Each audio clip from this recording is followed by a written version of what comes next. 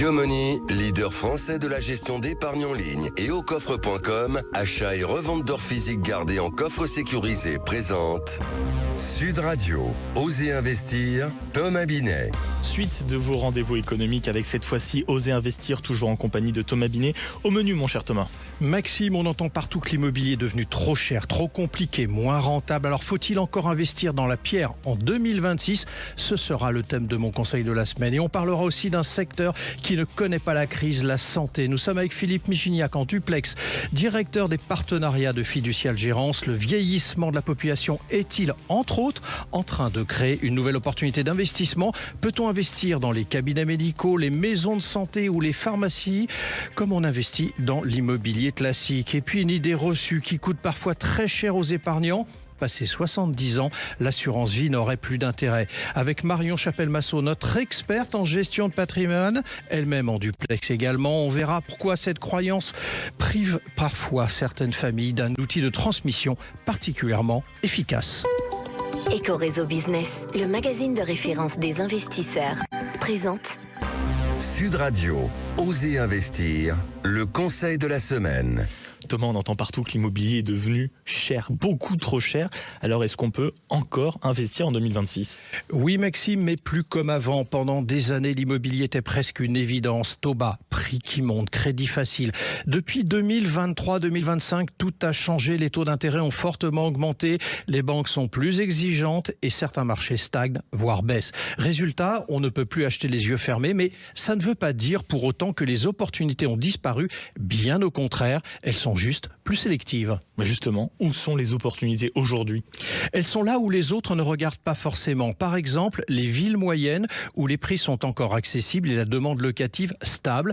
Il y a aussi tout ce qui touche à la rénovation énergétique, des biens décotés, parfois mal classés par un diagnostic de performance énergétique qui sanctionne le bien, mais avec un vrai potentiel après travaux. Et puis, il faut penser rendement, pas seulement valorisation. En 2026, un bon investissement est un bien qui s'autofinance ou presque. Donc investir reste intéressant, mais il faut changer de stratégie. Exactement, Maxime. Aujourd'hui, l'investisseur immobilier doit être plus stratège que spéculateur.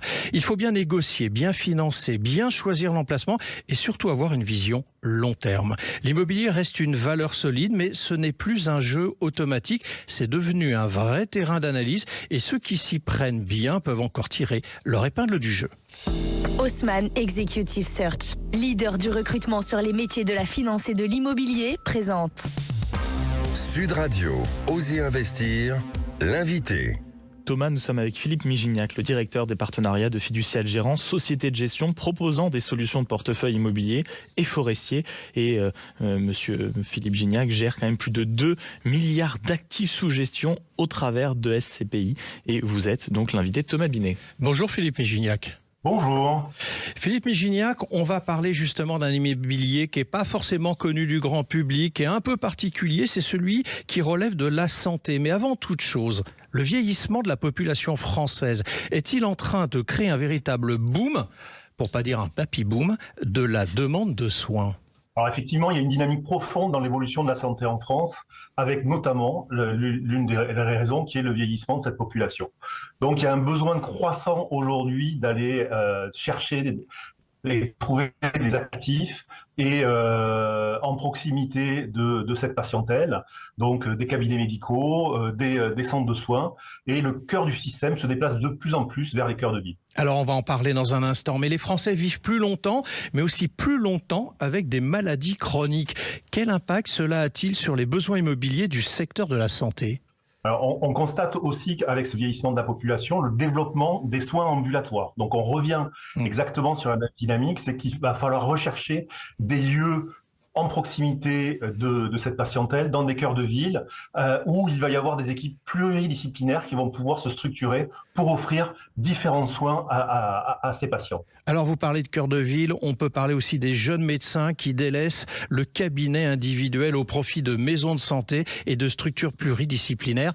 Est-ce que c'est un phénomène conjoncturel ou une lame de fond, c'est-à-dire un changement total du rapport à la médecine de proximité ? Non, je pense que c'est un changement profond, effectivement, entre ces deux générations de médecins, où on avait un médecin plutôt individuel et qui travaillait dans son cabinet. Et aujourd'hui, ces jeunes médecins ont envie d'avoir des structures qui vont être adaptées à leur travail, avec un confort dans ces lieux, une meilleure accessibilité, des actifs qui vont être modulables et adaptés à des usages collectifs. Alors Philippe Migignac, vous êtes directeur des partenariats de Fiducial Gérance. Je le rappelle pour ceux qui nous rejoignent en cours d'émission. L'immobilier de santé est souvent qualifié d'actif défensif, c'est le terme qui est utilisé. Mais ça signifie quoi concrètement pour un investisseur d'entendre ça ? Il faut le prendre de manière positive en fin de compte, parce qu'un actif défensif, ça va correspondre à des actifs spécialisés qui vont faire appel à des locataires qui vont être des professionnels, avec des durées d'engagement plutôt long terme, et surtout des investissements dans des structures qui sont non délocalisables. Donc effectivement, de ce côté-là, ça garantit, ça apporte une sécurité sur l'investissement. Alors parlons un peu plus précisément justement de ce type d'investissement avec vous. L'investissement immobilier sur les cabinets médicaux, les pharmacies, les laboratoires ou d'autres actifs de cette nature, est-ce que ce sont des actifs plus intéressants, par exemple, que le logement pour un investisseur qui se dit « Tiens, je vais arbitrer un peu mon portefeuille, tant qu'à mettre de l'argent sur quelque chose, je vais regarder ce dont vous nous parlez ce matin ». Est-ce que c'est plus intéressant que ce qu'ils font habituellement ? Ça correspond exactement à ce qu'on vient de dire. Aujourd'hui, aller investir dans la santé, ça vient correspondre à un vrai besoin sociétal. Le choix des types d'investissement et le choix des lieux d'investissement est aussi important. C'est pour ça que nous, aujourd'hui, sur notre SCPI, Pierre Expansion Santé, on a fait ce choix d'aller investir en proximité dans des cœurs de ville pour faire face à cette demande croissante dont on vient de parler. Alors vous avez parlé de SCPI à l'instant, justement à travers un de vos véhicules, comme on l'appelle habituellement dans le jargon professionnel. Mais juste avant de partir un peu plus là-dessus, vous pouvez nous rappeler justement ce que c'est qu'une SCPI ? Une SCPI, c'est investir dans de l'immobilier de manière mutualisée. Plutôt que d'aller se positionner seul sur un actif, c'est aller investir dans cette société, dans une SCPI, et on peut le faire à partir de 5 000 €. Et plutôt que d'investir dans un seul actif, c'est aller investir dans de nombreux actifs avec de nombreux locataires. Donc ça permet de mutualiser l'investissement et donc de mutualiser le risque aussi. Alors vous avez dit il y a un instant en arrière que c'était un investissement sociétal quand je vous ai posé la question de l'intérêt. Permettez-moi de revenir là-dessus. En quoi c'est un placement intéressant pour l'investisseur, mais au-delà du sociétal, sous un angle économique ? L'angle économique, c'est le fait de pouvoir investir et d'avoir du rendement et d'avoir de la performance. Donc, puisque quand on investit, on a envie d'avoir un retour sur investissement. Ce retour sur investissement, il se fait dans un secteur aujourd'hui qui est dit défensif. Aujourd'hui, selon l'ASPIM, les taux de distribution aujourd'hui sur le secteur de la santé à travers des SCPI est aux alentours de 4. Nous, aujourd'hui, par la typologie d'actifs sur lesquels on investit sur cette SCPI Pierre Expansion Santé, on arrive à avoir un taux de distribution de plus de 5%, avec une performance aussi globale, historique, qui va au-delà de 6%. Alors, vous avez évoqué l'ASPIM, je rappelle pour ceux qui nous écoutent, qui ne connaissent pas, c'est l'association professionnelle des sociétés de civils de placement immobilier. Alors, y a-t-il des risques sur ce type d'investissement, Philippe Migignac ? Il y a toujours des risques sur l'investissement, il y a toujours des risques sur ce type d'investissement, sur les SCPI. Alors les risques, ça va être des risques de perte en capital qui peuvent exister, des risques de liquidité, il peut y avoir aussi des risques de change, mais nous aujourd'hui, on n'a pas de risque de change dans la mesure où Fiducial Gérance investit exclusivement en France, en proximité, dans les cœurs de ville.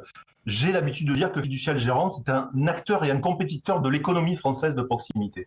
Alors une question que souvent des investisseurs se posent quand ils rentrent dans ce type d'investissement, combien de temps faut-il le conserver ? Est-ce que c'est un investissement court-termiste ou au contraire, il faut le garder très longtemps ?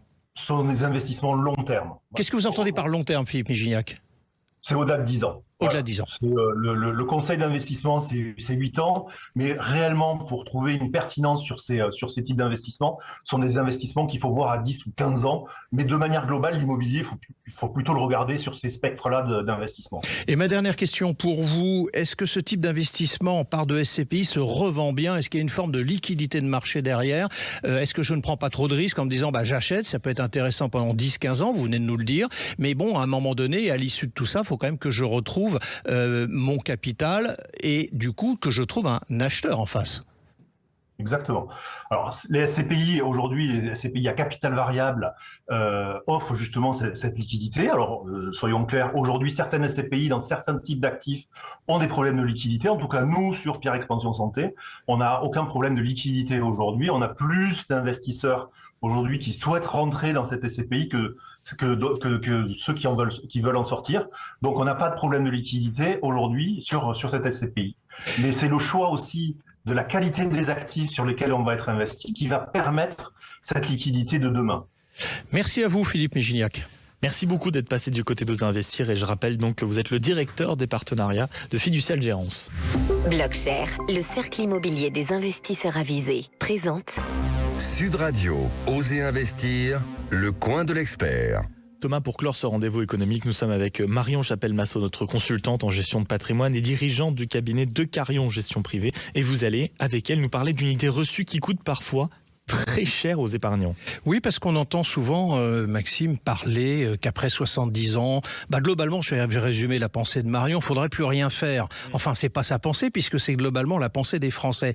Alors, Marion, après 70 ans, il ne faudrait plus ouvrir ou verser sur une assurance vie. C'est ce qui se dit communément. Mais non, Thomas, c'est même l'une des plus grandes idées reçues en gestion de patrimoine. Beaucoup pensent que l'assurance vie perd tout intérêt après 70 ans, alors qu'elle conserve plusieurs avantages. Alors pourtant, la fiscalité successorale change bien quand même après 70 ans, ça c'est une vérité. Alors oui, c'est vrai. Si on prend un exemple, une personne qui verse 100 000 euros à 72 ans, 20 ans plus tard, son contrat vaut 180 000 euros. Les héritiers, au moment de son décès, ne seront taxés que sur une partie du capital versé. Donc, pas sur les 80 000 euros de gains cumulés en 20 ans. C'est un avantage considérable. Donc, l'assurance vie reste utile après 70 ans, c'est ce que vous nous dites ce dimanche matin. Bien oui, plus que jamais. Elle permet de transmettre dans un cadre souple, de désigner librement ses bénéficiaires et de continuer à faire fructifier son patrimoine. En gestion de patrimoine, l'âge de 70 ans n'est pas une date de péremption de l'assurance vie, c'est simplement un changement de régime fiscal qu'il faut connaître. Après 70 ans, l'assurance vie ne perd donc pas son intérêt. Ce qui devient dangereux, c'est de croire qu'elle n'en a plus, Thomas. Bon, alors comme on nous promet de vivre jusqu'à 150 ans, j'imagine comment les livrets d'assurance vie vont être abondés. Merci à vous, Marion, et à très vite. Et merci à vous, mon cher Thomas. On se retrouve donc normalement, si la tradition le veut bien et est respectée, dimanche prochain. Eh bien oui, on a 150 ans devant nous, donc on pourra se voir au moins dimanche prochain. Au merci moins à ça. vous. Sud Radio, Oser Investir, Thomas Binet. Avec Yomoni, leader français de la gestion d'épargne en ligne, et aucoffre.com, achat et revente d'or physique gardé en coffre sécurisé.